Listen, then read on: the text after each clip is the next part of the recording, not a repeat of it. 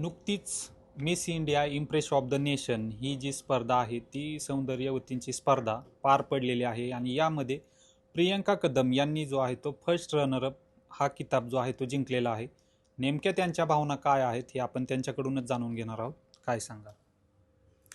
Thank you so much. Actually ही स्पर्धा जी होती ती माझ्यासाठी खूप जास्त नवीन काहीतरी करण्यासारखं होतं. म्हणजे मी परभणीवरनं आलेली आहे. आमच्याकडे मी कधीच स्टेज नाही बघितला, कधीच रॅम्प वॉक नाही केलेला आणि मॉडेलिंग इंडस्ट्रीचा मला काहीही एक्सपिरियन्स नव्हता. तरीसुद्धा मला काहीतरी करून दाखवण्याची जिद्द होती. त्याच्यामुळे आज मी ह्या स्पर्धेमध्ये पार्टिसिपेट घेतला आणि मी ती जिंकून फर्स्ट रनरअपही झाले. आणि मला खूप चांगलं वाटतंय. एक्साइटिंग वाटतं. म्हणजे ही फीलिंग मी एक्सप्रेस नाही करू शकत मला कसं वाटतंय सध्या. एकंदरीतच आपण पाहिलं तर नेमकी ही स्पर्धा कशा रीतीने होते आणि या सर्व प्रक्रियेला तुम्ही कशा रीतीने सामोरे गेला आहात? काय सांगाल? सो ही स्पर्धा जी आहे Divya pageant miss India empress of the nation जे काल आणि मिसेस अंजना यांनी आयोजित केलेली स्पर्धा आहे.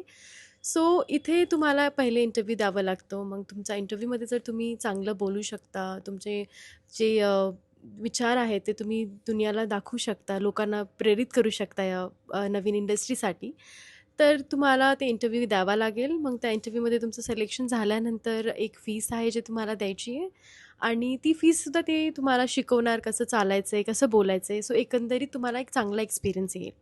सो मग तुम्हाला ते सगळं करून मग तुम्हाला हॉटेलमध्ये राहावं लागतं 4 दिवस आणि सगळं काही एकदम सेफ आणि एकदम चांगला माझा स्वतःचा एक्सपिरियन्स होता आणि बस तुम्हाला स्वतःवर विश्वास ठेवायचा आणि तुम्ही पण प्रियंका कदम बनू शकता. या स्पर्धेदरम्यान तुम्ही नेमके कोणते चॅलेंजेस फेस केले? सो मी एक वर्किंग वुमन आहे. सो मी एक एअर होस्टेस आहे. सो माझ्यासाठी मी अशा काही वेगळ्या सुट्ट्या नव्हत्या काढल्या, की मी सुट्ट्या काढून प्रिपरेशन कराव्या इंटरव्ह्यूसाठी. सो मी एकंदरीत माझा जॉब आणि या स्पर्धेची प्रिपरेशन दोन्ही सोबत केलं.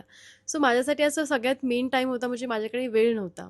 कारण फ्लाइंगनंतर ऑफकोर्स तुम्हाला रेस्ट लागतो, तुम्हाला गोष्टी मॅनेज करायच्यात, तुम्हाला प्रिपरेशन करायच्यात, तुमचे आन्सर्स प्रिपेअर करायचे, तुमची वर्क प्रिपेअर करायची आहे. सो मी मॅनेज असं केलं, की ठीक आहे चांगली झोप नाही झाली तरी चालेल, पण आपली स्वप्न मोठी असली पाहिजेत. सो बस टाईम मॅनेज केला, प्रॅक्टिस केली, शॉपिंग केली याच्यासाठी ताकी मी चांगली दिसावी आणि चांगली म्हणजे एक मला कॉन्फिडन्स यावा स्वतःसाठी. तर मी टाईमही मॅनेज केला, फायनान्शियलीही मॅनेज केलं आणि आज मी इथे आहे.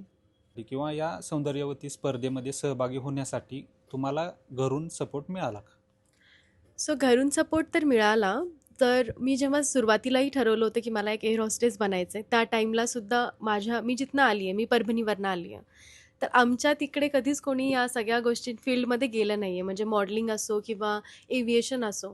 तर सपोर्ट म्हणजे फॅमिलीचा ऑफकोर्स होता, कारण त्यांना विश्वास होता, की माझी मुलगी काहीतरी चांगलं करेल आणि सेफ राहील, अशा कुठल्याही वाईट गोष्टीमध्ये नाही जाणार. तर सपोर्ट होता, त्याच्यामुळेच आज मी हे करू शकले. आणि मला हे सगळ्यांना पण हेच सांगायचं आहे, की तुम्ही पण तुमच्या मुलींवर विश्वास ठेवा, त्यांना पाठवा बाहेर आणि त्यांना त्यांचे स्वप्न पूर्ण करू द्या. तुम्ही तर मुलींना कुठेतरी सामाजिक असमतेचा सामना करावा लागतो असं एक चित्र दिसतं आणि अशा पार्श्वभूमीवरती तुम्ही मुलींना काय संदेश द्याल? मला असं वाटतं, की आपलं जे जग आहे, याच्यामध्ये चांगली पण लोकं आहेत आणि वाईट लोकंही आहेत. ते तुमच्या हातात आहे, की तुम्ही कोणाशी कॉन्टॅक्ट ठेवतायत आणि तुम्हाला ते कळालं पाहिजे, की कोणी तुमच्याकडनं काय करतंय. सो आम्ही आता 4 दिवस हॉटेलमध्ये राहिलेलो. म्हणजे असं की बाहेर जायचं नाही आहे, काही नाही, हॉटेलमध्येच तुम्ही आहात. तरी पण म्हणजे जे हे दिवा पॅजेंट होते, ते इतकं सेफ एन्व्हायर्नमेंट होतं, की तुम्ही इतकं सेफ फील करतील त्या टाईममध्ये, की तुम्ही सेफ राहाल. तुम्ही ज्यांच्याशी बोलताय ती लोकं सेफ आहेत. ते तुमच्याशी सेफ चांगला म्हणजे चांगल्या पॉइंट ऑफ व्ह्यूनीच तुमच्याशी बोलणार. सो आहेत या इंडस्ट्रीमध्ये वाईट गोष्टी पण आहेत, पण ते तुमच्यावर डिपेंड करतात. सो त्याच्या पहिले तुम्ही परखून घ्या, की तुम्ही कोणाशी बोलतायत, तुम्ही कोणाशी म्हणजे कुठल्या स्पर्धेमध्ये भाग घेताय, ती लोकं काय आहेत आणि एक पातळीवरती त्यांचा इमेज काय आहे बाहेर. तर ते सगळ्या गोष्टी डोक्यात ठेवून जर केली तर खूप चांगलं होईल. तुम्ही आता फर्स्ट रनरअप आहात. तुमचा पुढचा टप्पा काय असणार आहे? सो माझा पुढचा टप्पा तर मी अजून असा काही ठरवलेला नाही आहे, बट फॉर शुअर की मला पूर्ण म्हणजे सगळ्या मुलींना असं सांगायचं आहे, की ज्या माझ्यासारखं छोट्या गावातनं बाहेर आल्यात, की मला ते इन्स्पिरेशन द्यायची आहे सगळ्यांना, की तुम्ही पण करा आणि तुम्ही जर ठरवलं, तुमचे स्वप्न जर मोठी असतील, तर तुम्हाला कोणीच नाही थांबवू शकणार.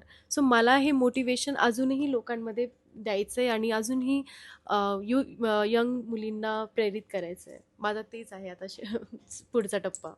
तुम्ही एअर होस्टेस आहात आणि नंतर आता या स्पर्धेमध्ये देखील तुम्ही चांगले यश मिळवलेले, तर ॲज अ करिअर म्हणून तुमचा पुढील कशा रीतीने तुम्ही पाहता?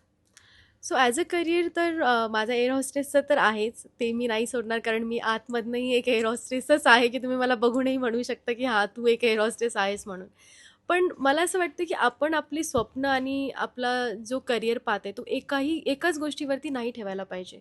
म्हणजे तुम्हाला असं वाटतं ना, की मी आता हे करतीये आणि मला हे पण करायचंय. तर मग मला आता माहिती नाही, मे बी मला उद्या परत काहीतरी दुसरं करावं असेल, तर मला तेही करायचंय. सो तुम्ही असं नाही की एक केलं की तुम्हाला एकच धरून बसायचं नाही. World is wild. तर तुम्हाला जे काही करायचं तुम्ही ते सगळं करू शकता. सो मलाही अजूनही काय करायचं असेल तर सोबत ह्या गोष्टींमध्ये मी अजूनही काहीतरी करेल.